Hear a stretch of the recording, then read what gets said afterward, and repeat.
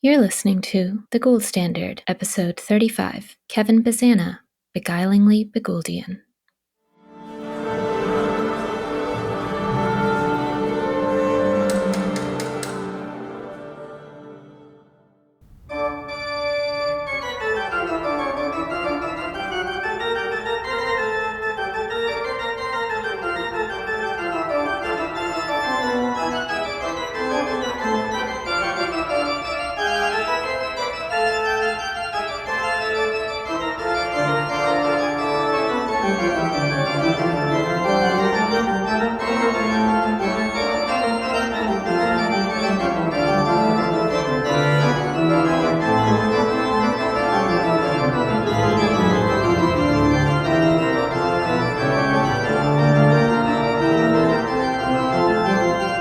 Hello, everybody. I'm Brian Levine, and welcome to The Gould Standard, a podcast brought to you by the Glenn Gould Foundation. And we're here once again bringing you conversations with some of the most remarkable people from all across the world of the arts. If film, music, novels, poetry, visual art, theater, and design are what set your toes a-tappin', put a smile on your face, and all evidence to the contrary notwithstanding, convince you that all's right with the world, well then, you have come to the right place, my friends. But first, while you're stopping by under our hypnotically pulsating neon piano sign, please do take a moment to press like, share, and subscribe. And if you just so happen to be listening on Apple Podcasts, please kindly leave your reviews, pose your questions, and be part of our community of friends and supporters. While you're at it, be sure to check out our past episodes, featuring luminaries from the world of music, letters, and visual art. And to get more splendiferous sounds, wily words, and intriguing images, we'd love you to pay us a visit at our website, glengould.ca. When you're there, if you're seized with an irresistible impulse to click the donate button and make a gift to the Glenn Gould Foundation, well, don't let me talk you out of it. We do rely on the support of generous patrons like you. Today, we're featuring another in our special series exploring the life, art, and legacy of Glenn Gould on the occasion of his 90th birth anniversary. And do we have a special treat for you? I'm delighted to welcome the man widely acknowledged to be the world's leading authority on Glenn Gould, Kevin Bazana. Kevin is a music historian, critic, and biographer par excellence. He is a graduate of UC Berkeley, and for years Kevin wrote both reviews and scholarly articles before publishing Glenn Gould, The Performer in the Work in 1997, and for my money, the most authoritative and comprehensive biography of Glenn Gould, 2003's Wondrous Strange, The Life and Art of Glenn Gould, which has appeared in numerous editions and languages. From 1995 until 2008, he was the editor and principal contributor to Glenn Gould magazine, published by our own Glenn Gould Foundation. And just to show that his appetite for musical eccentricities knows no bounds, in 2007, he published his book on the extravagantly brilliant and odd Hungarian pianist-composer Ervin Nyíregyházy, called Lost Genius, The Story of a Forgotten Musical Maverick, which was nominated for the Charles Taylor Prize. Well, I can't think of anybody I'd rather spend an hour with to talk about Glenn Gould at 90 than Kevin, and thank you so much for joining us today. My pleasure, Brian. Thanks. I have to go back to the beginning. When did you first become aware of Glenn Gould as a singular musical presence, and how long was it after that first contact before he began to seize your imagination? Actually, I'm one of those people who first became aware of him after he died.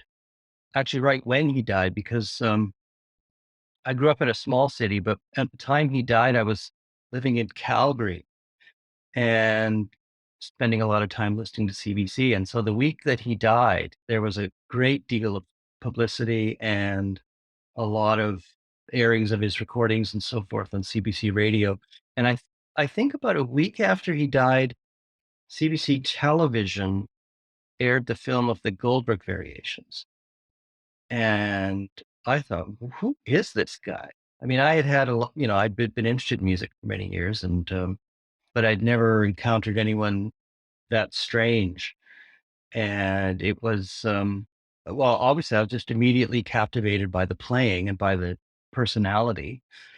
And not too long after that, I think I came across Jeffrey Payzant's little book, which at the time was the only book about Gould that had ever been written. Right, Music in Mind.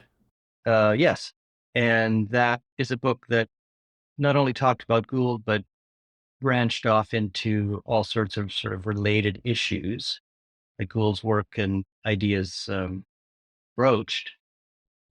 And that really got me thinking about him seriously and thinking about music seriously. And it's subsequent to that that I started doing my music history degrees. So basically, he was, in a way, a career path determiner for you. Well, he was an entree into sort of thinking seriously about music and about issues raised. Before that, I had been a classical music fan, and I had other artists that I really admired. I mean, the first classical musician that I ever really revered and still do was Vladimir Horowitz. But it was with Gould's work, as introduced to me by Payzant, that really sort of opened up this whole world of musical ideas. And I became interested particularly in music performance and music performers. That was always the focus of my, particularly in graduate school, my graduate work was performance practice, both in the normative sense of trying to, the usual historical sense of understanding Baroque performance practice and classical performance practice and that sort of thing, but also in a somewhat more eccentric sense. For some reason, I was always less attracted to the normative side of performance practice and more attracted to The deviants. the deviant. Well, I was interested in all of the great old late romantic performers that were captured on the very earliest recordings, for instance. I mean, that sort of thing. It really attracts me. And so I've always been interested in the really individual and distinctive performers and what they do with music and what the implications of that are. So Isn't that interesting? And you know, as I think you know, in many ways, our professional lives have followed a somewhat parallel or congruent path. In that, I studied with Jeffrey Payzant when he was writing his Gould book, and got a very, very heavy dose of Gould through his films and his ideas, which Payzant equated to other thinkers about music as a philosophical endeavor. did you go to those lectures that he gave? I was enrolled in his philosophy of music course, which was about one half Glenn Gould. Oh, interesting. And that was at a time, I mean, Gould was still alive then. And so that was sort of the beginning really of the Gould literature, which is of course now explosive. Right, exactly. And it's very interesting because, like you, my real introduction, I mean, I'd known Glenn Gould. I used to take out LPs from our school library, which included Gould recordings and so on. I was very struck by him as a presence and very interested in the fact that he had embraced switched on Bach and electronic performances of Bach. But his ideas about recording as a kind of a unique and independent art form was what got me interested in starting a record company, for which, of course, our paths crossed later because you ended up writing program notes for some of the recordings. So, all right, well, we've gone down memory lane a little bit, but it is very interesting that, most people think of classical music, if they're not really intimately involved in it, as a kind of a fixed practice that everyone sort of plays the same piece over in the same way as, let's say, Tchaikovsky would have heard his music in his own time, or Mahler or Bach. And that's, of course, in the case of Bach and Baroque music, very obviously not true. But in the case of 19th century Romantic music, yes, the style has changed enormously. There are things that, for example, even in orchestras that they used to do quite routinely, like big string slides, like called portamenti, that are absolutely not done today and would not be allowed. So it's a very interesting path. And of course, the role of subjectivity, of basically the interpreter imposing his or her own ideas on the text, has gone very wildly out of favor. And arguably, Gould could be seen as one of the people who started swinging the pendulum back. Yes. See, when he first came on the scene, that was the absolute high point of performers trying to be as objective and as literalistic as possible when it came to interpreting what they were playing. And so when he came along at precisely that point, it's not surprising that he outraged a lot of people.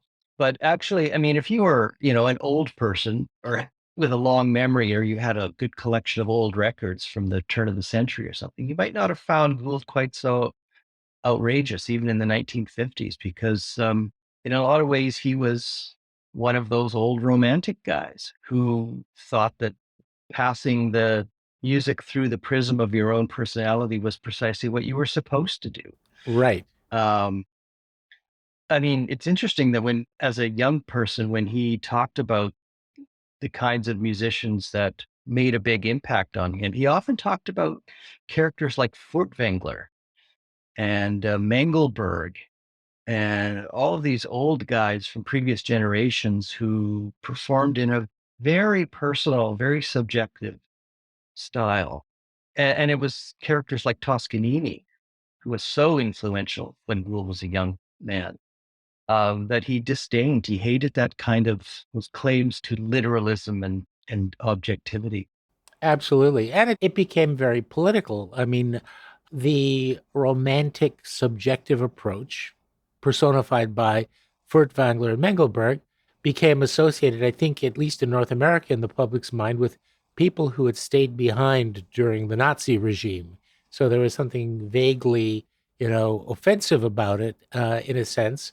And Toscanini, of course, liked to parade himself as the great anti-fascist. So, Yeah, that might have been exaggerated, but yes. but it's interesting that actually Gould was a very decent person, politically very uh, uh, decent. But it's interesting that he had a lot of musicians that he admired who have been a little bit controversial because of their associations with the Nazi regime. And Gould never said one word about that. He mentioned it in the case of Strauss, but I mean, Gould was very fond of Karajan and Schwarzkopf and Furtwängler and Hindemith and lots of other musicians who had varying relations with the Nazi regime that were controversial in some quarters. And he never addressed that. And it certainly didn't bar him from admiring them. So I don't know quite what to make of that. But I think he was one of those people who felt that, music rose above all that or something. It's a very old school romantic view that art for art's sake, and in a certain sense, it's the thing that insulates you from the horrible things going on around you. You know, that sort of concept that he loved of being in the world but not of the world. Yeah. And I mean, Gould loved, for instance, the late works that Richard Strauss wrote during the Nazi period, including the Second World War. And a lot of people find those works very distasteful because precisely because they, with the exception of Metamorphosen, they really don't seem to address contemporary realities. Here's Strauss in the middle of the war. The country he lives in is being bombed into oblivion, and he's writing little, horn concerto and oboe concerto with a Mozartian flavor. And a lot of people find those or Capriccio, Yes. this wonderful opera that a lot of people find distasteful. When Capriccio was performed here in Victoria, where I live, and I wrote about it for the local newspaper, I got feedback. I got some negative feedback.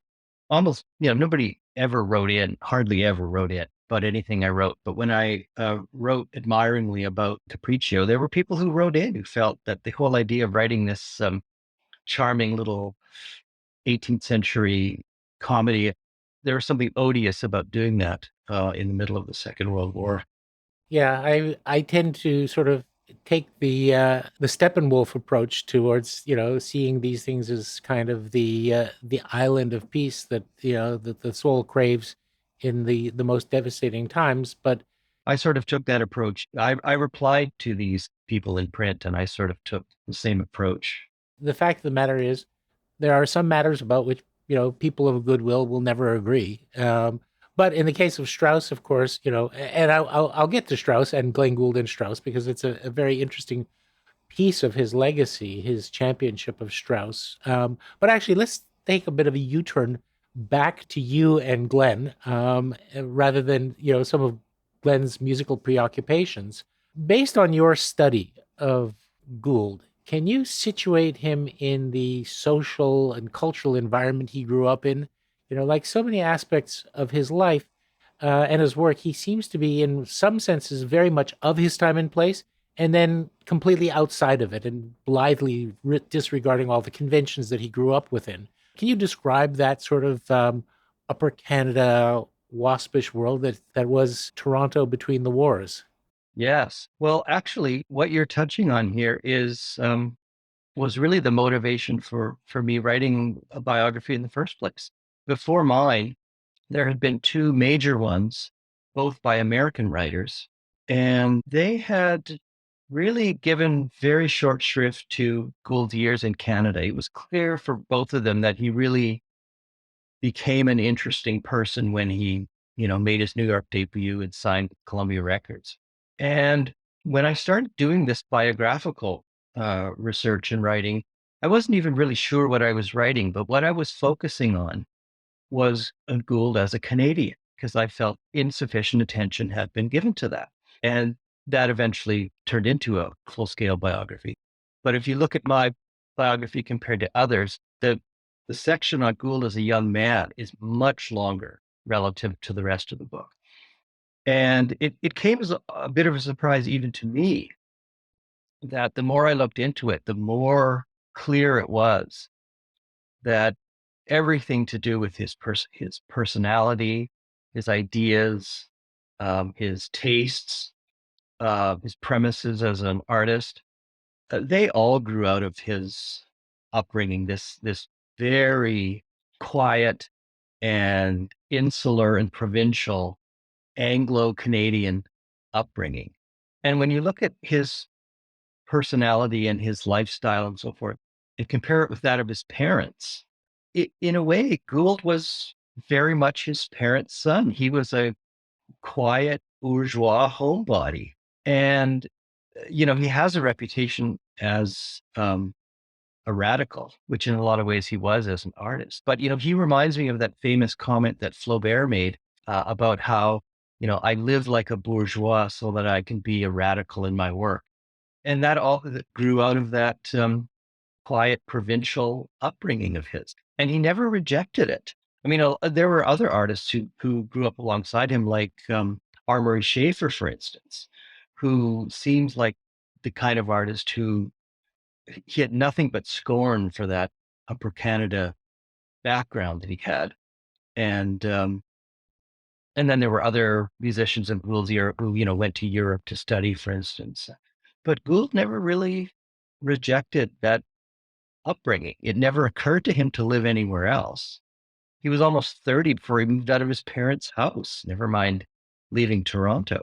And so, in a lot of ways, he was a very typical Anglo Canadian, quasi Victorian character. And I think that really needs to be remembered. And also, this boring provincial Toronto that so many people lament, when they talk about Toronto in the old days.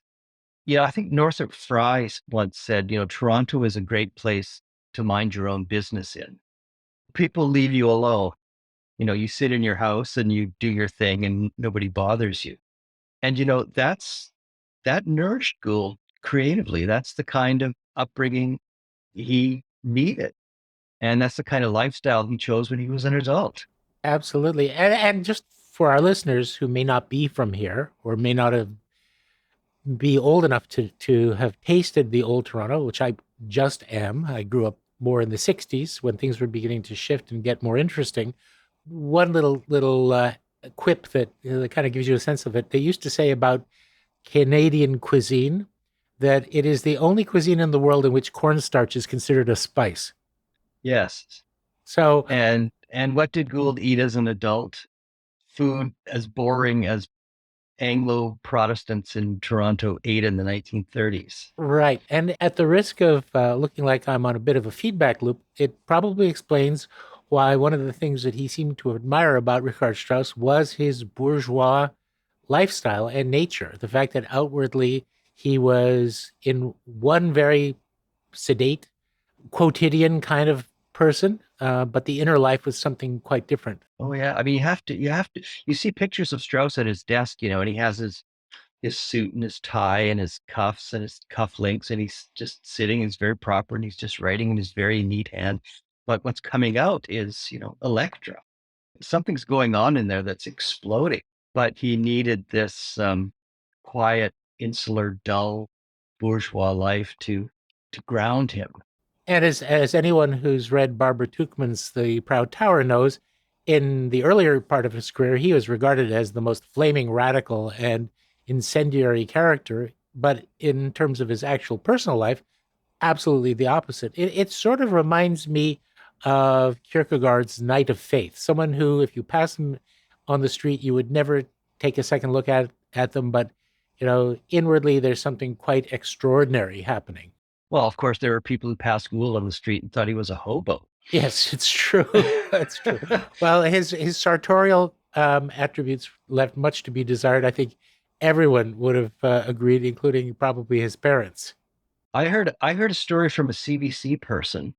This is from the old days, back when the CBC was not in its current building, but in its previous building, which was in a not very nice part of town at the time. And it might have been Michael Enright, actually. Yeah, a young journalist, this was in the 70s, was complaining about the neighborhood that their building was in. And he was talking to another CBC person in the lobby and saying, this is just, we got to move somewhere else. This is awful. I mean, we were in this terrible neighborhood with hobos and drunks and like guys like that. And he points to somebody in the lobby and his friend says, Michael, that's Glenn Gould. So it's like Beethoven was often mistaken for a vagrant. It was Right. That sort of thing happened to Gould a couple of times, including on his concert tours, by the way. I think he almost ended up in jail once I could see it. for vagrancy. I think it might have been in Florida. I could see it. There was some story along those lines. I absolutely believe it. Well, even if his upbringing was absolutely middle class, and I would say old Toronto, very waspish.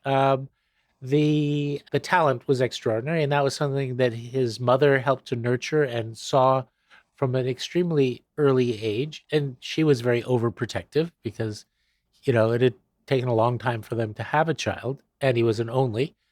But what are some in some of the research that you've done? What are some of the things from his childhood that have struck you as being particularly exceptional and extraordinary? You mean that shaped his personality? And Yes, and some of the gifts that I mean, it's clear, for example, that his verbal skills were extraordinary right alongside his musical skills. there were claims from, has never been documented, he said, but there were claims from some people in his family that there were other members of the family that had exceptionally high intelligence.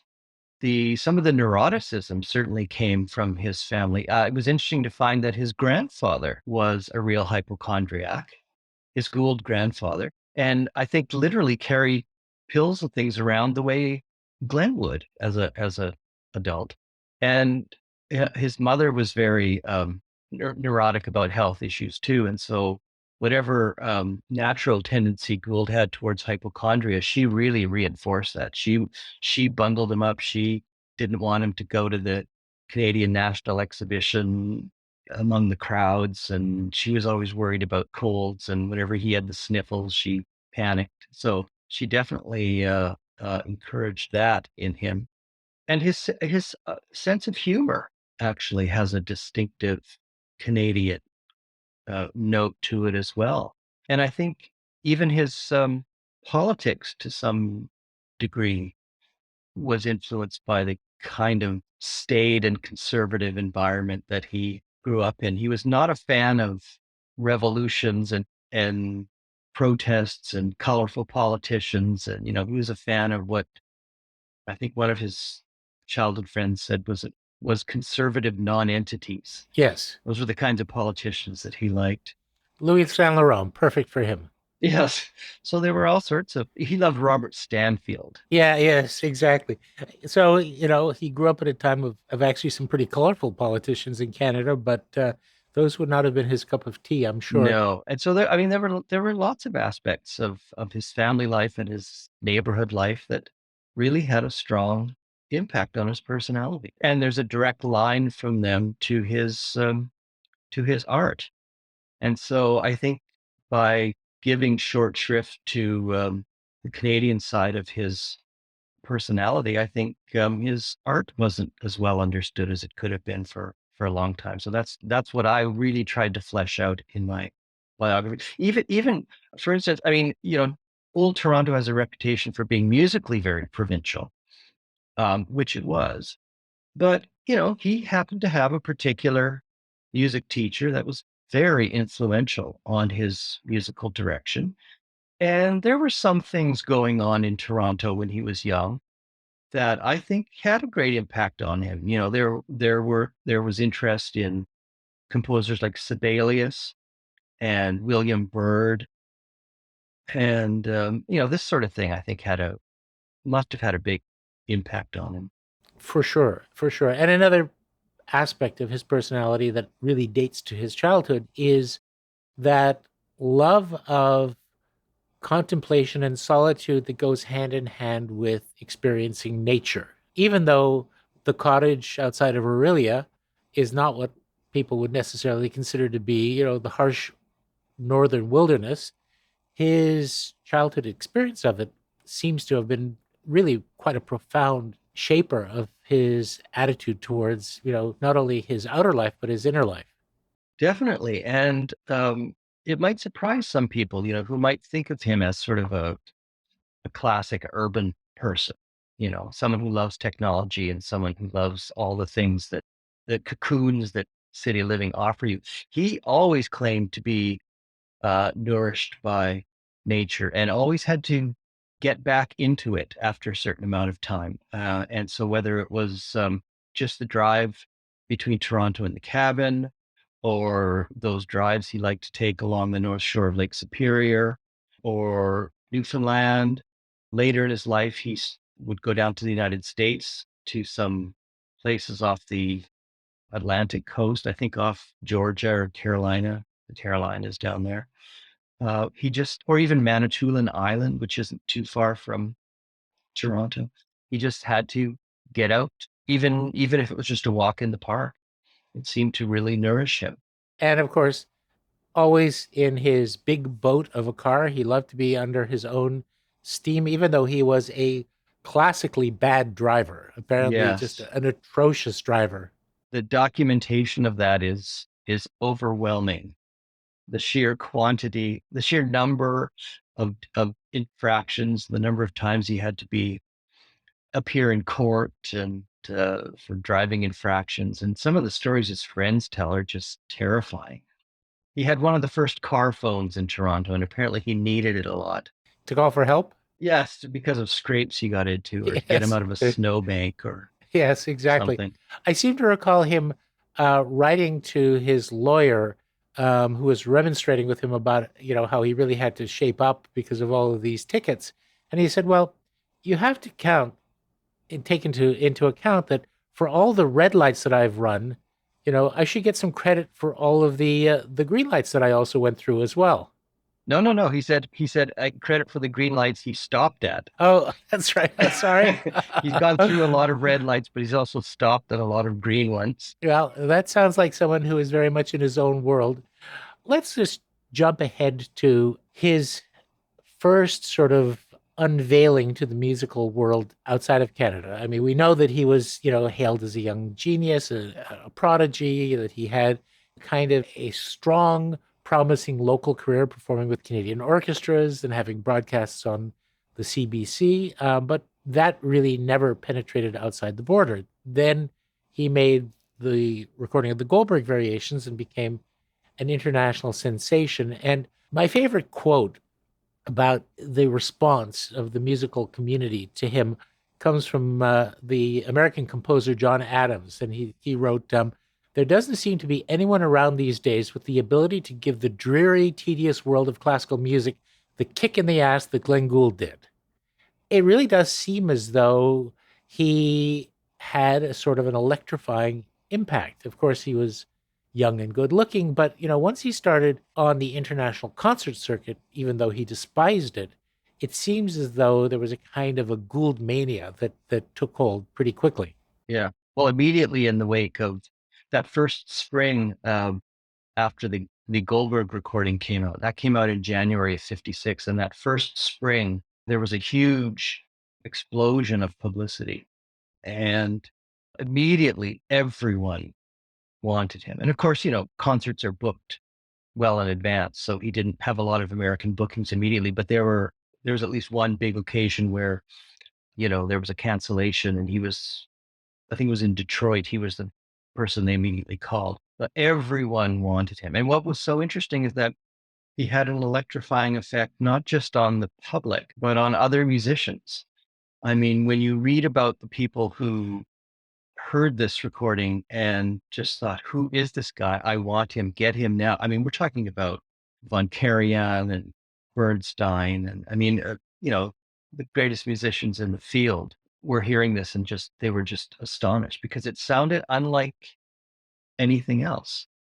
Absolutely. And the story goes, I've heard it a few times, that if you were a college kid moving into a dorm for the first time in those years, let's say the late 50s or early 60s, and you really wanted to show that you were, all grown up and sophisticated, there were three records you had to have. You had to have Take Five by Dave Brubeck, you had to have a Miles Davis album, and you had to have Gould's Goldberg Variations.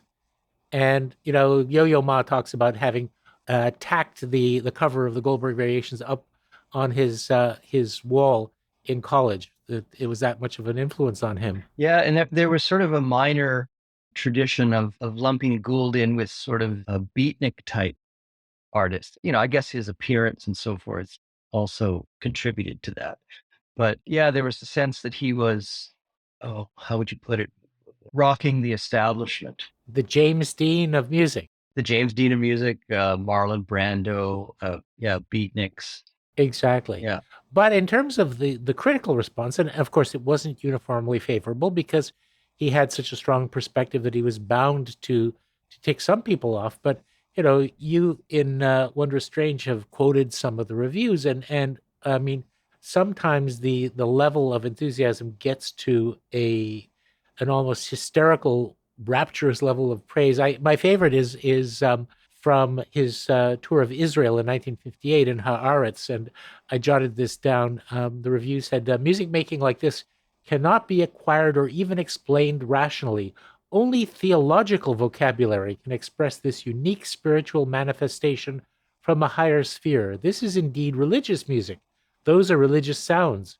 Gould's playing comes nearest to the conception of prayer. It is beyond virtuosity. No praise, however high, could do it justice. Well, I don't know about you, but you don't see reviews like that. Most critics would actually turn purple before writing something with that level of abandoned enthusiasm. Well, you didn't see many reviews like that in North America of Gould, even the extremely favorable ones. But that was not a not uncommon reaction to him in Europe.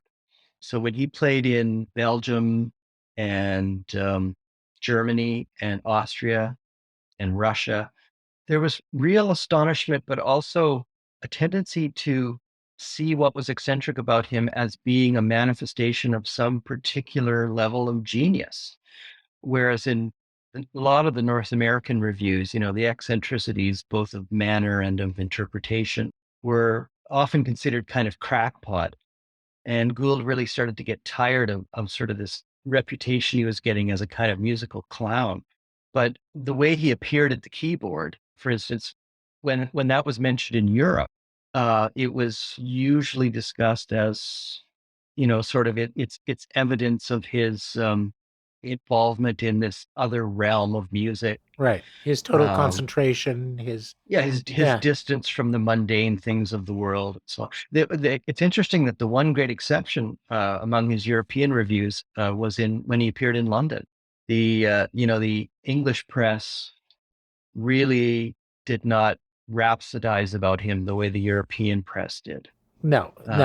And there was a lot of tutting, about his platform decorum and so forth among the British reviews. And there still is, by the way. Oh, absolutely. Absolutely. Even though he won an award after playing in London, The thing you can say about the musical press in the UK is that it is one syllable away from a description of itself: repress. Yeah, and they when you look at some of the, I don't want to name any names, but when you look at some of the musicians who are sort of highly revered figures in London and who base themselves in London, they're often, I don't know, I think of them as everything but interesting. Well, I would say that they are the consummate masters of the micro gesture. That is to say, if you aren't looking with an absolute microscope, miss those profoundly subtle bits of interpretive brilliance. In other words, it's kind of not really there at all.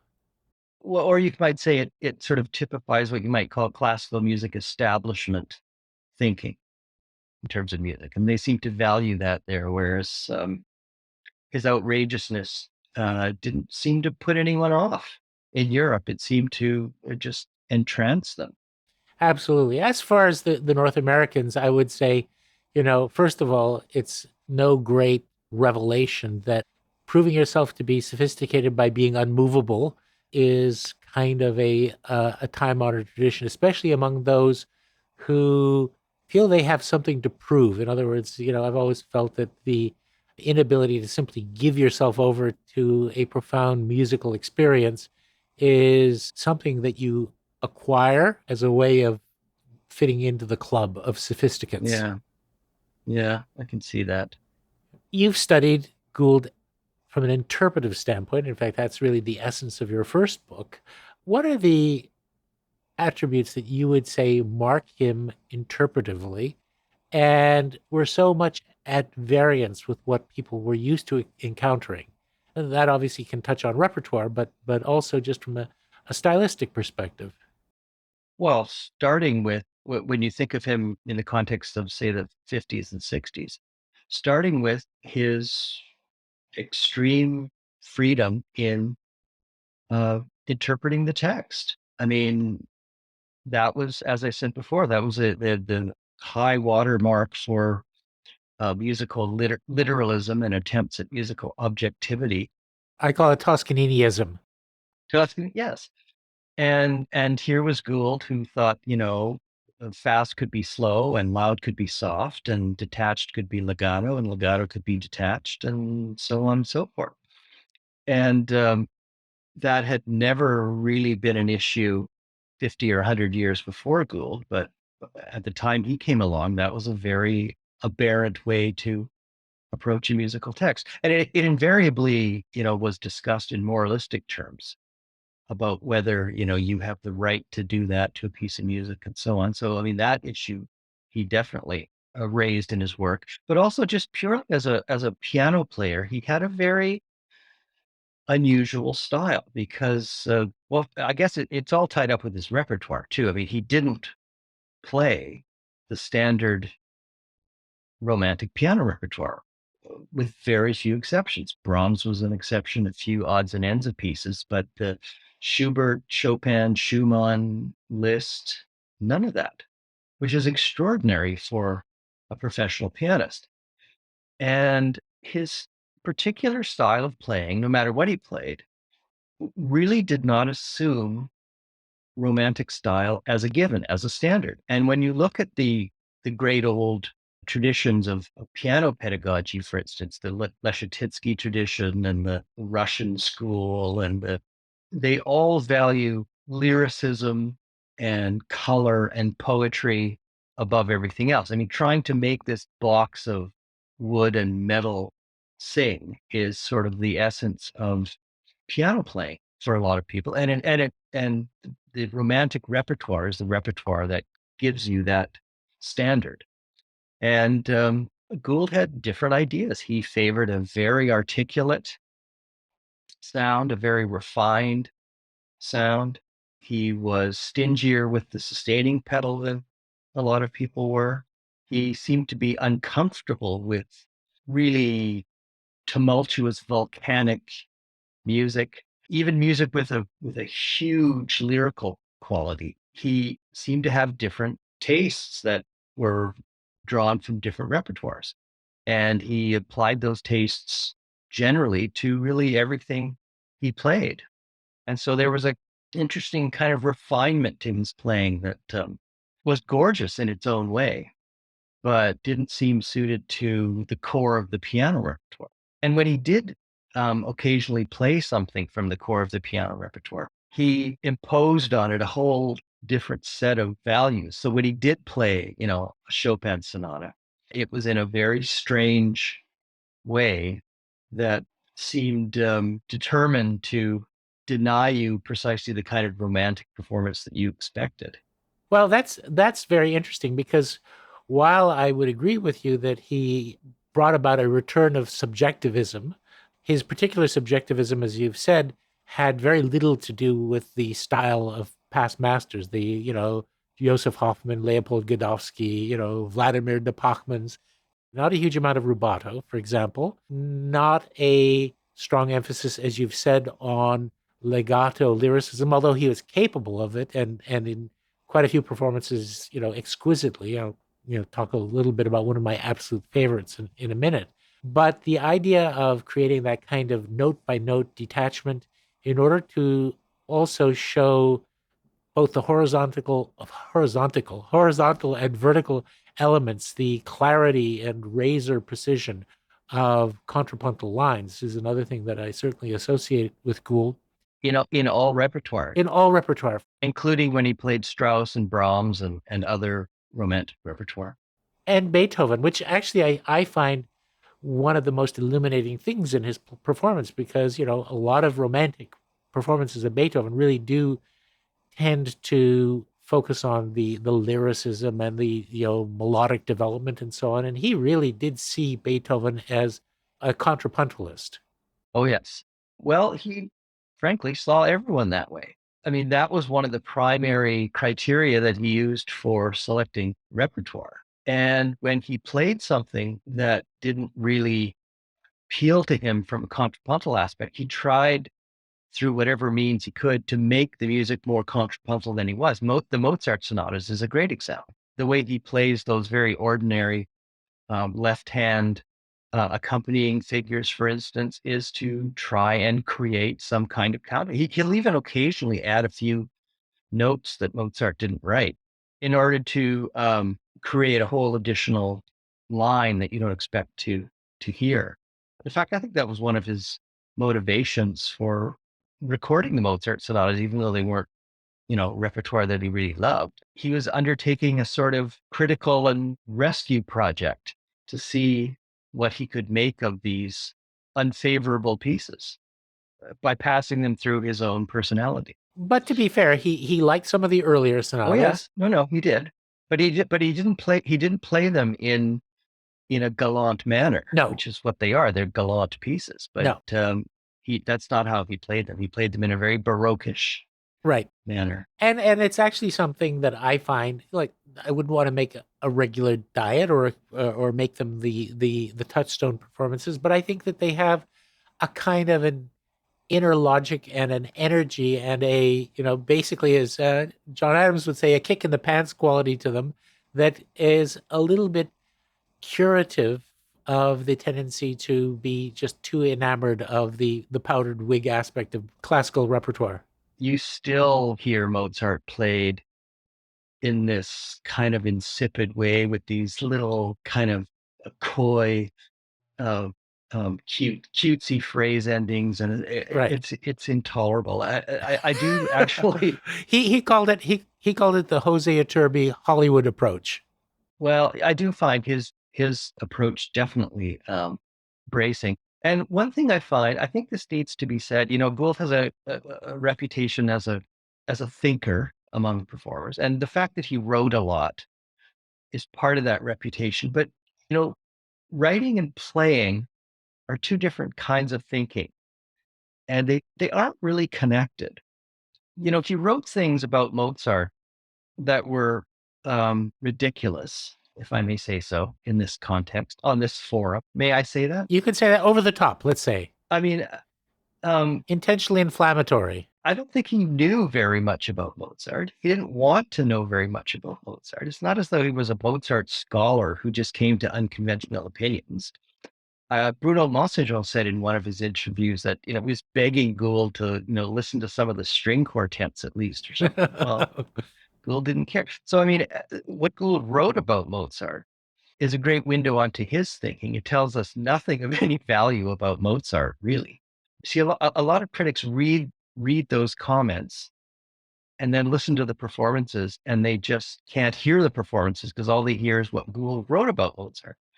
But actually, what his fingers are doing in those Mozart performances is fantastic. Even in sonatas that he claimed to hate, his brain hated them, but his fingers didn't. They communicate as just fantastically thoughtful and expressive performances in an unconventional way, but in a way that you wouldn't expect if you assume that what somebody writes about a composer equals what he has to say as a performer. It's a completely different thing. It's true. I mean, one of the I think quite absurd and somewhat self-contradictory things about Gould, if you remember the little WNED piece he did, how Mozart became a bad composer, and one of the things that he attacks him in Mozart is his continuous sequences. Those sequences drive me mad. Oh, those sequences. And then I'm thinking, well, how about Bruckner, Glenn? That. Well, how about Bach? Right, exactly. I came across this sort of contradiction a lot, and there's actually a footnote somewhere in my book in which I quote him complaining about the repetitiousness of Schubert because of his endless ostinatos. And then another article in which he praises the wonderful ostinatos in Schoenberg. There you go. And it's like, well, okay, he's got composers divided into the sheep and the goats, and what the good guys do is good and what the bad guys do is bad, even if it's the same thing. Sorry, Franz, he's just not that into you, and he just needed to find a reason. But seriously though, this can make Gould sound very clinical, very analytical, and he did think a lot about his performances. It's clear, and experimented a lot, and so on.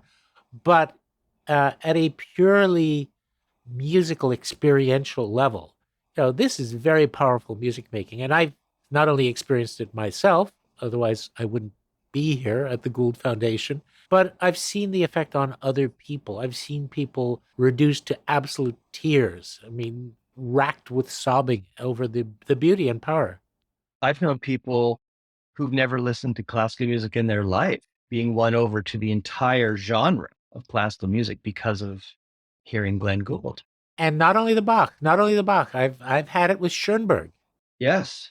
Yeah, that's actually an important point you raised, because again, what Gould said and what he did at the keyboard were not always the same thing. I mean, when he talked about music, he talked so much structurally and so much analytically, but that really isn't entirely how he played. His playing was analytical in a way, but not in a really rigorous way. And if you want to hear rigorously analytical playing, you can listen to Rosalind Turek. Now, her performances of Bach's fugues you could practically take dictation from them. And the way she weights things and the way she analyzes things is absolutely pristine and consistent, and every note is thought about. Gould is sort of in that camp as a player, and yet the music has so much more subtlety of nuance and variety, little intentional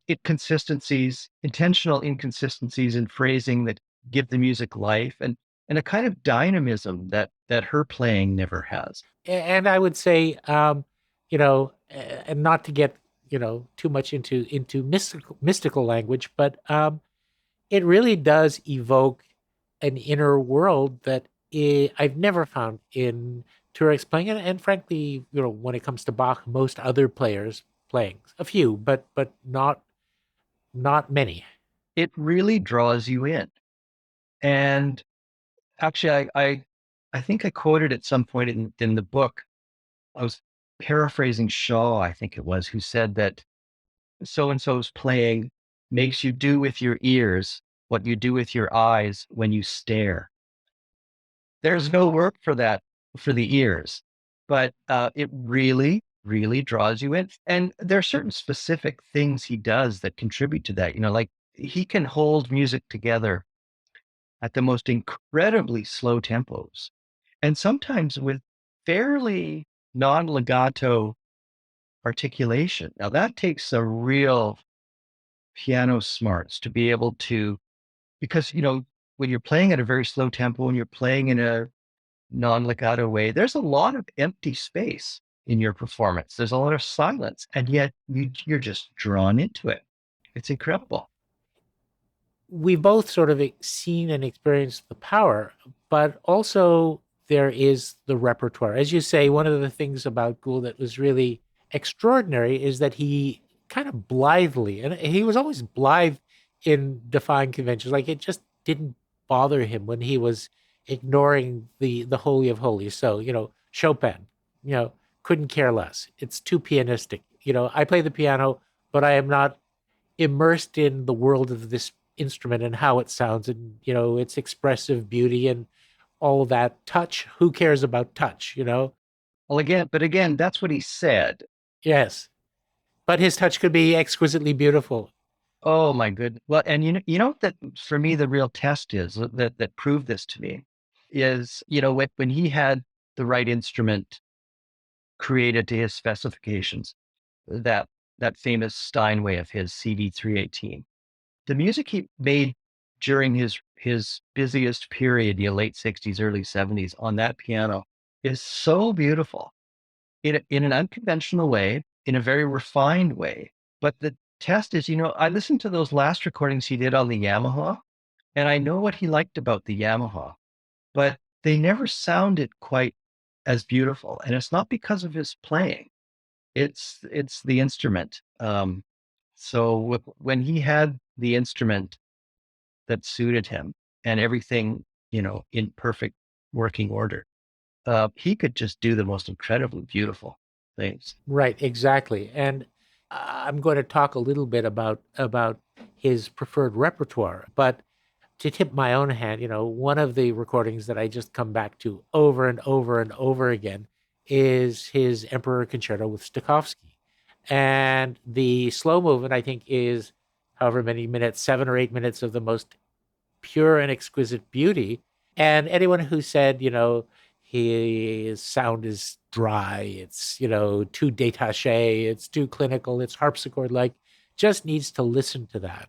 And of course, even though it's the one and only recording he ever made with Stokowski, another subjective artist that he admired tremendously, you sense that these were two people who were finding a way of creating something uniquely beautiful together that maximized both of their strengths. There's, that richness of string sound that Stokowski loved, which people don't nowadays associate so much with Beethoven.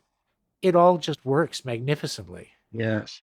And it's interesting. Gould said that when he was talking to Stokowski before the recording, he presented different interpretive options, and that Stokowski very much wanted to go with the unusual slow version that Gould preferred himself.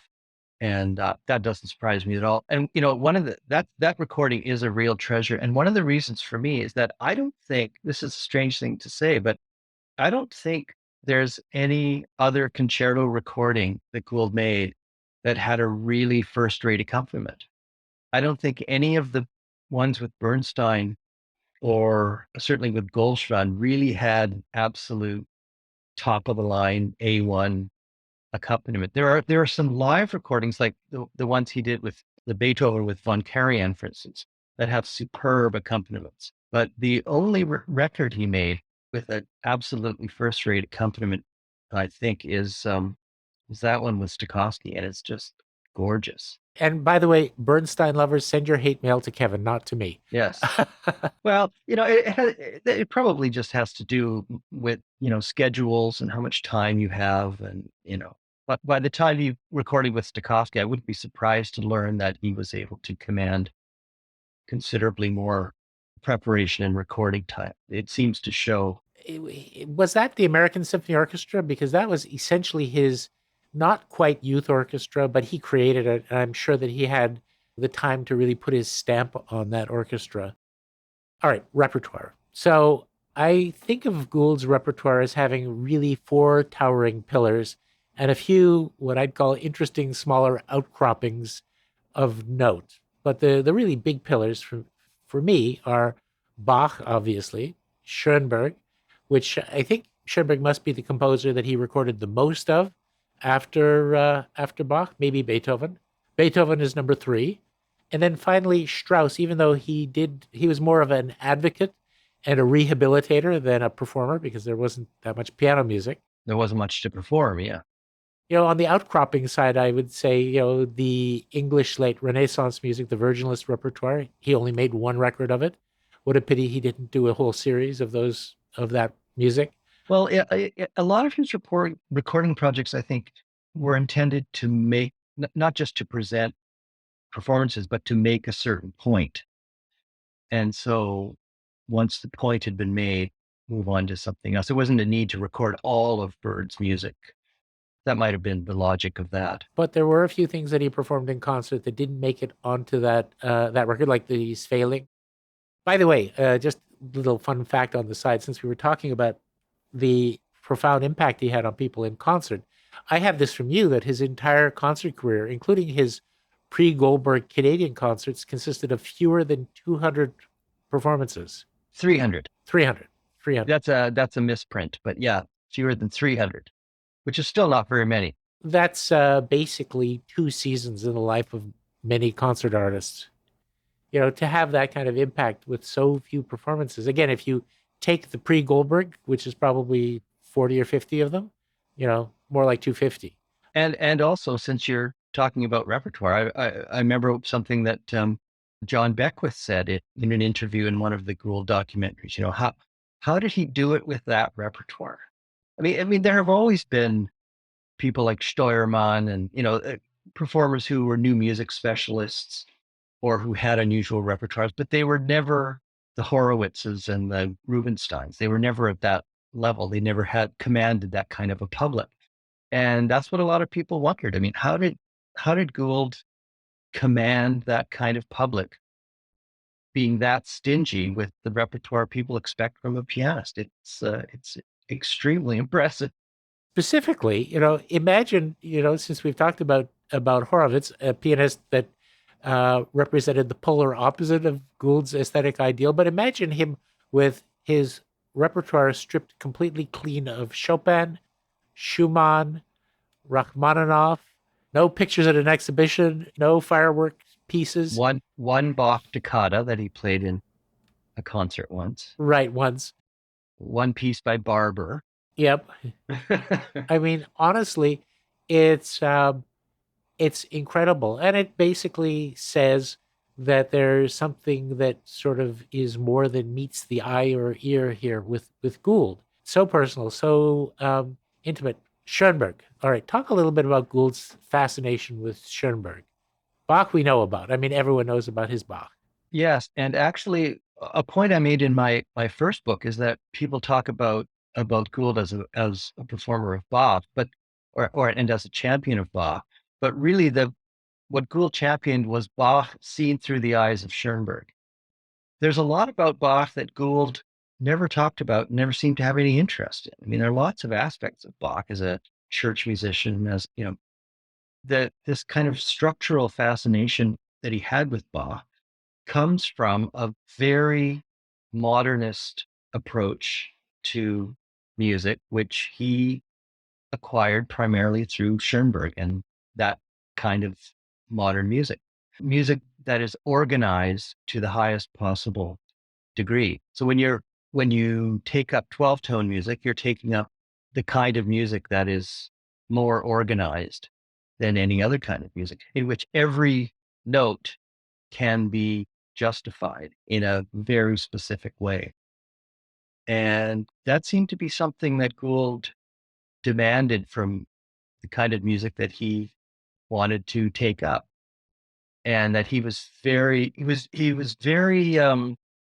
uncomfortable and very dismissive of the kind of music in which you can't really defend in that way, in a rational kind of way. I mean, I don't recall that he ever had anything nice to say about Verdi, for instance.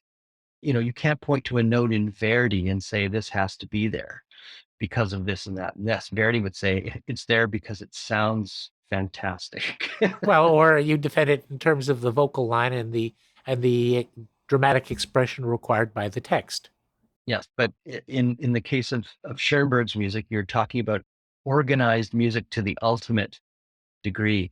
And so that seemed to absolutely fascinate him. Although, to be fair, I mean, in some ways, Schoenberg's music was very old fashioned. It was romantic music and can be played in a romantic way. And there's music that's even more organized than Schoenberg. So this whole post Schoenberg 12-tone school with people like Boulez, Gould hated that music. He thought that was, yes, it's rational, yes, it's organized. That's all it was. And Gould was never someone who would say that that's all music is. So what he liked is music that was powerful and expressive and moving, but it needed to have some high degree of organization in order to appeal to his particular mind. Right. Now, I have always been of the view that where much music is concerned, not all music, for example, from some non-Western traditions, but the thing that immediately appeals to most people is melody. That's certainly true of the classical tradition. It's a highly melodic form of composition. The melody is front and center. It doesn't tend to get jumbled up by counterpoint, et cetera, et cetera. And I think you could say that for 9 out of 10 classical music fans, beautiful, soaring melodies, long lines, and all that sort of thing are what counts. That obviously is not the appeal of Schoenberg's music. In fact, to paraphrase Mark Twain about Wagner, I have it on good authority that it's much better than it sounds. So a lot of people still can't really warm to this music. It doesn't strike them as beautiful. Many people who come to it say that it captures the kind of freshenistic inner angst of the, post World War I period, which I think it does. And I think there's beauty and power in that too. But Gould really saw beauty in this music. Oh, definitely. Because I think he saw there was a famous essay that Pierre Boulez wrote called Schoenberg is Dead, in which he, even though, his techniques were based on Schoenberg, in which he sort of derided Schoenberg for being too beholden to old standards in terms of phrasing and rhythm and so on. So basically, like Boulez was basically saying, Schoenberg's 12-tone pieces were like Mahler pieces, only atonal. Well, that's what Gould liked, actually. He loved that late romantic passion and power in Schoenberg's music, but he also was greatly drawn to the high degree of organization of the music. I mean, with someone like Verdi, for instance, I think this is an actual direct quote for him. He said something once like, the Italians are always churning out the top line. Like there's nothing in Italian music except melody. And, I don't think it's that he didn't appreciate that. It's just that it didn't sustain him. It didn't nourish him the way more highly organized music did, particularly counterpoint. It's just something about his mind. In the section of the book where I talk in detail about Gould's personality, one thing I talk about is that he really had what I called a kind of puzzle solving brain. When you see this in his personal life, he was constantly doodling, when he had a free hand. He liked to solve puzzles. He liked to play games like 20 questions. He liked to graph things that he was working on, putting a recording together, putting a radio documentary together. These were great puzzles that he liked to solve. He wasn't a great composer, but he was a great editor, because composing requires inspiration, but editing requires puzzle solving. And he liked the kind of music that appealed to a puzzle solving brain. It doesn't mean he wanted unemotional music. It doesn't mean he had no heart, but it meant that his brain demanded that something to keep the brain active. And he seemed to have, just so much mental energy. It had to be, people with too much physical energy, they'll tap their foot all the time or something. Well, Gould's brain was like that. It had to be doing things, solving problems. And he liked the kind of music that fed that. I think that there is a kind of an interesting synthesis in Gould. I think that he is a romantic in some respects, that his Definitely. evocation of a world beyond this, the peace that this earth cannot give, all of those kinds of, wonder and serenity ideal. But he found it in what I call celestial architecture. If he had been a cold modernist, he would have been just architecture without the celestial bit. But he saw that kind of evocation of a grander world beyond in the forms and structures. And of course, he wasn't blind to melody. Baroque music is full of melody. Bach is a master melodist. It's how he constructs the melodies and puts them together. And similarly, Beethoven. Well, and there were always musicians who thought about matters of organization as reflections of cosmic order, something like a fugue as a reflection of the orderliness of the universe. And in fact, there was a whole mystical side to Schoenberg's art that doesn't get talked about a lot, and that Gould didn't really talk about, and I don't even know if he was aware of it or appreciated it.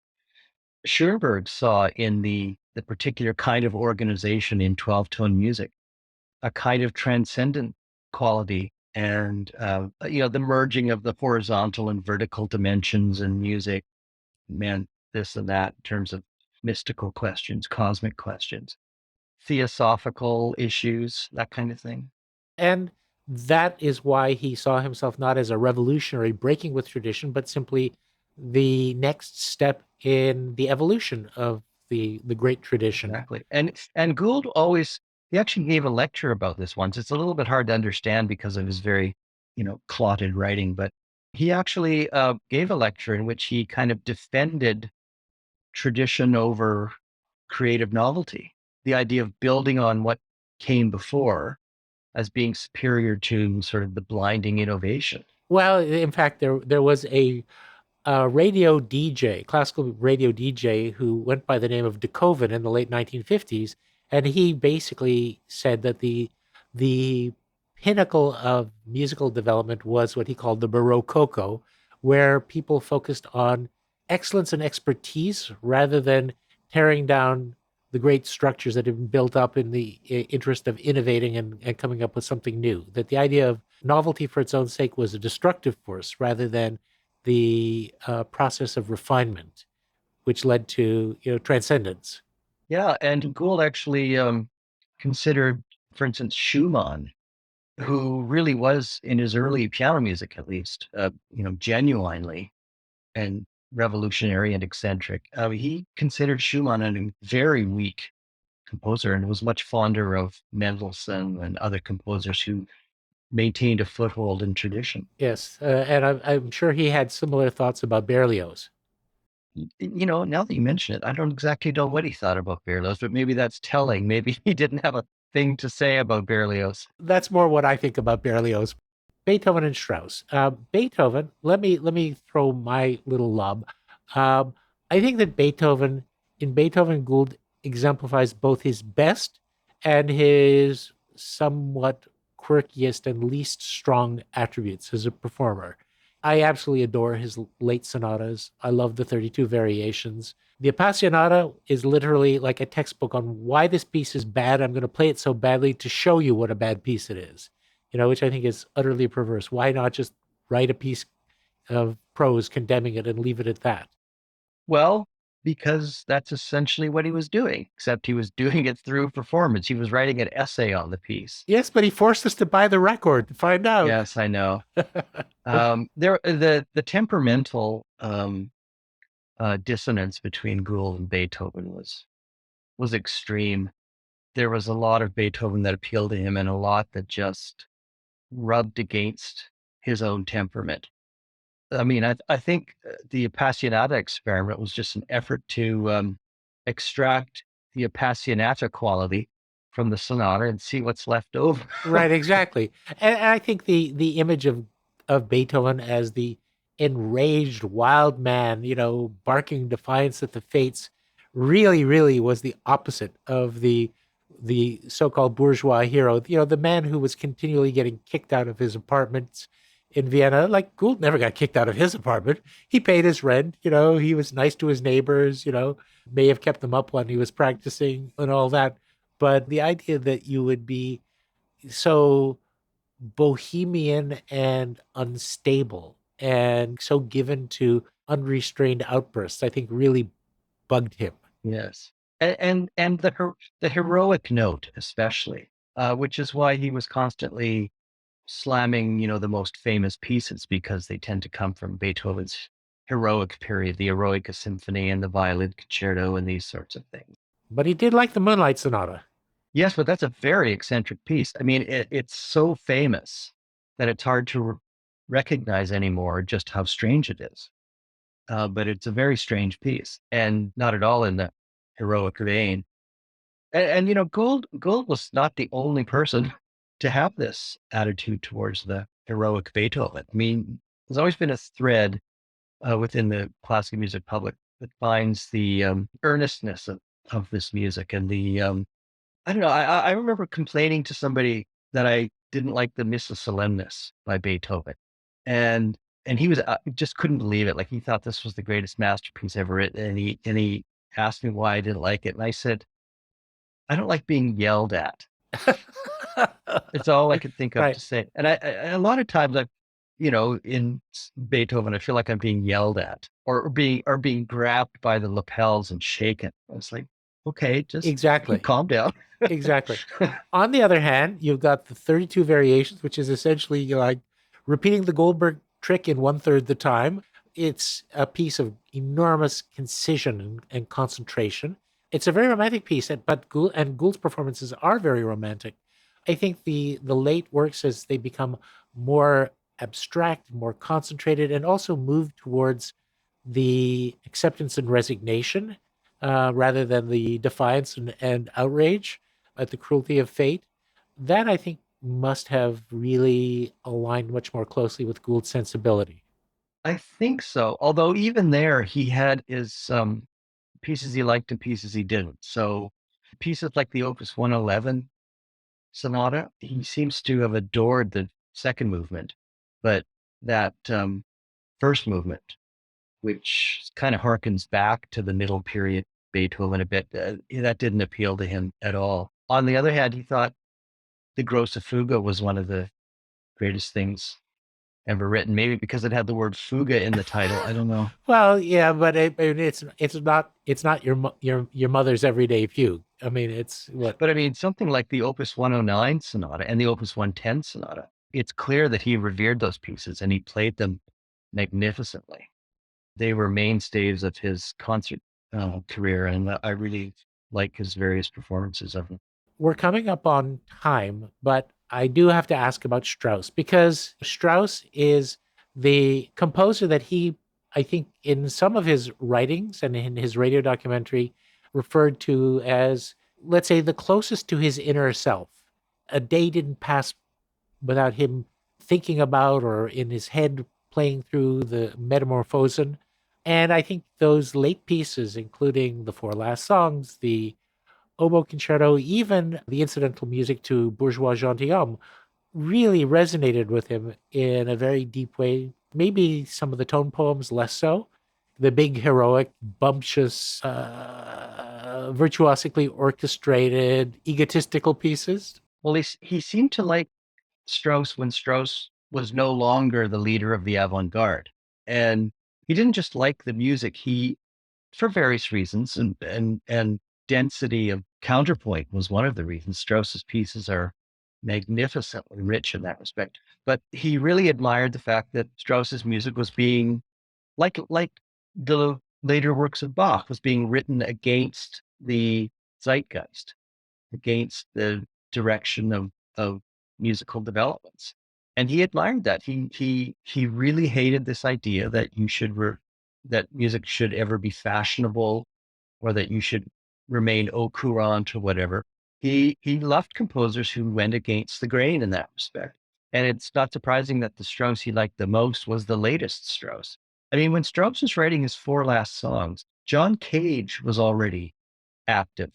Pierre Boulez was already active as a composer. I mean, that's just astonishing to think about. When Strauss was born, Rossini was still alive.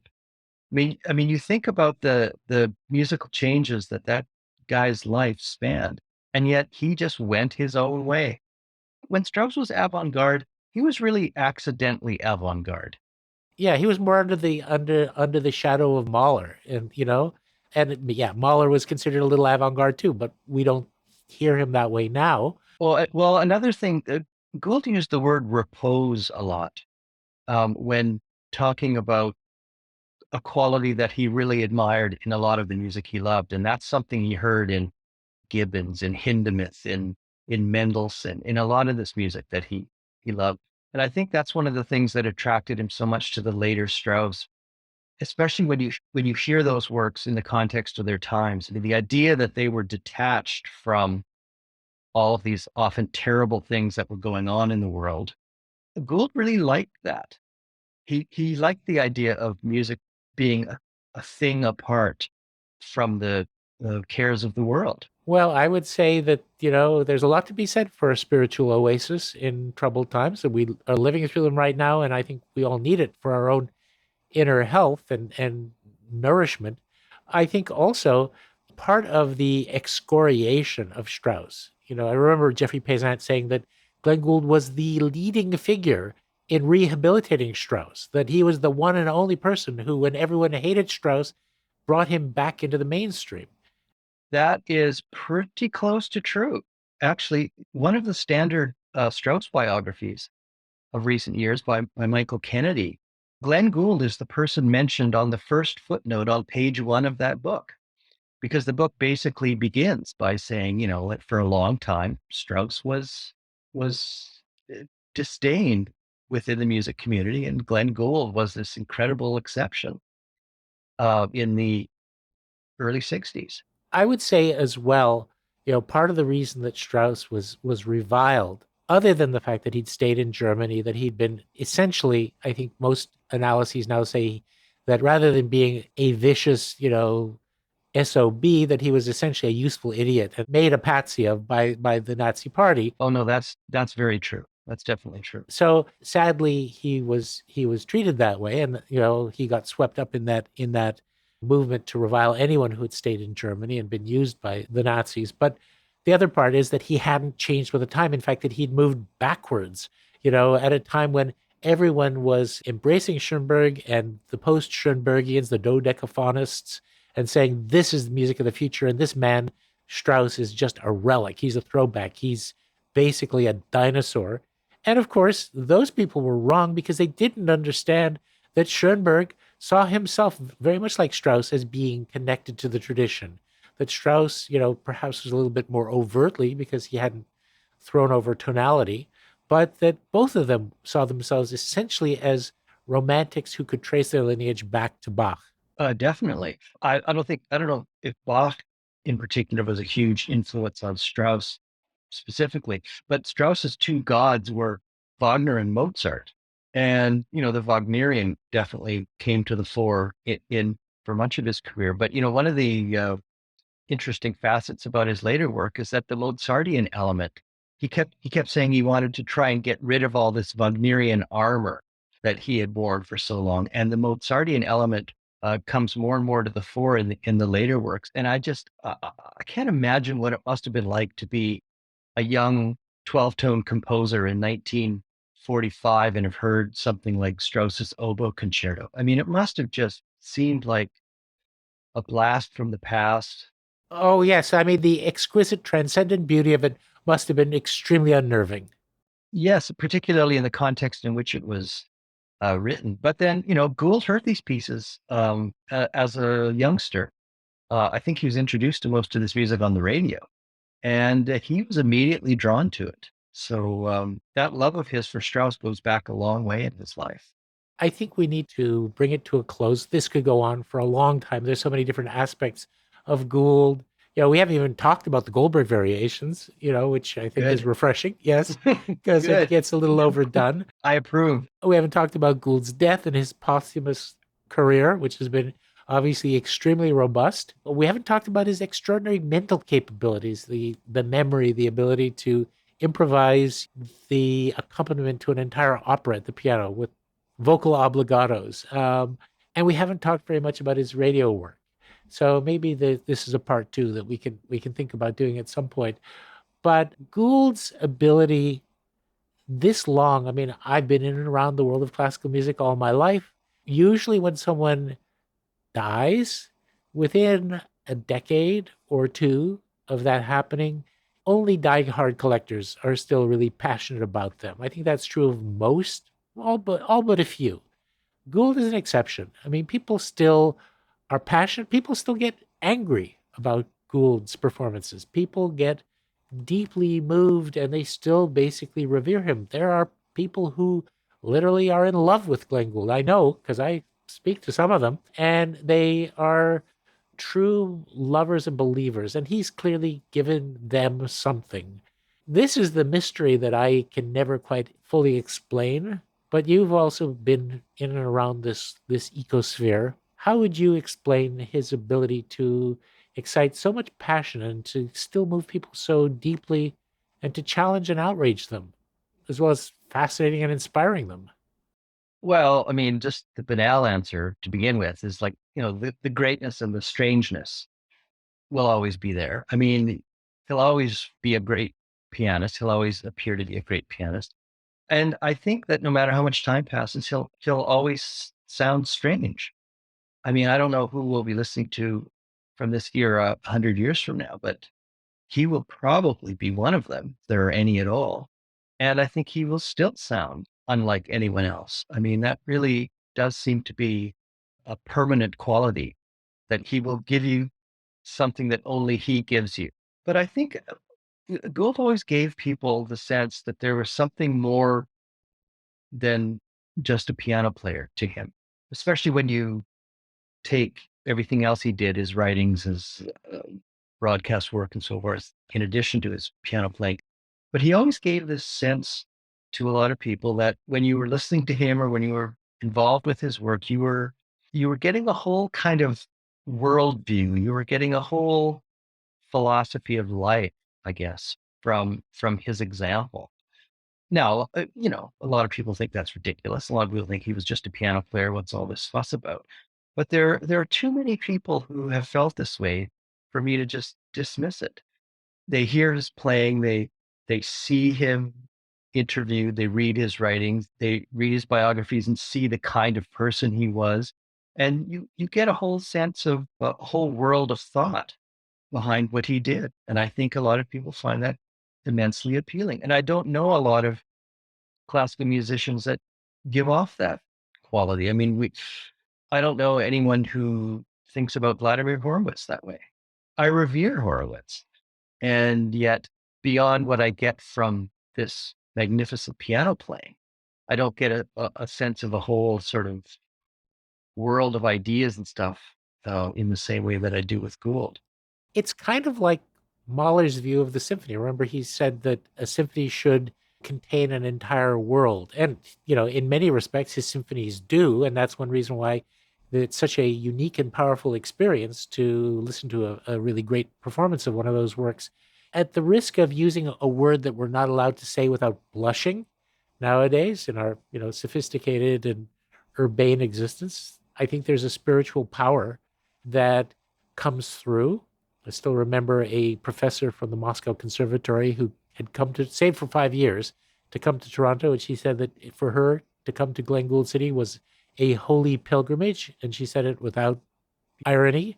And Gould always talked about the spiritual dimension of music too. He was Absolutely. very overt about that. Absolutely. And I think that that's something that we all can benefit from reconnecting with.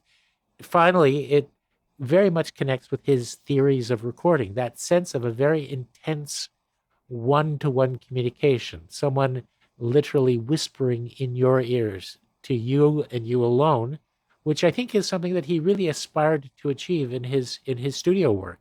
It's something he aspired to even as a conventional concert performer in terms of the way he played and the repertoire he played. I mean, he really wanted that kind of intimate communion, but you can't get it in the concert hall, or at least he didn't feel that he could. But definitely with through recording, I mean, that was definitely the medium for him because he wanted to draw you right inside the music, and nothing does that better than a recording. Right. Well, there we have it. Kevin, I've really appreciated your taking the time for this. Here we are. It's Glenn Gould at 90, and at 90, still strange and still wondrous. Thanks, Brian.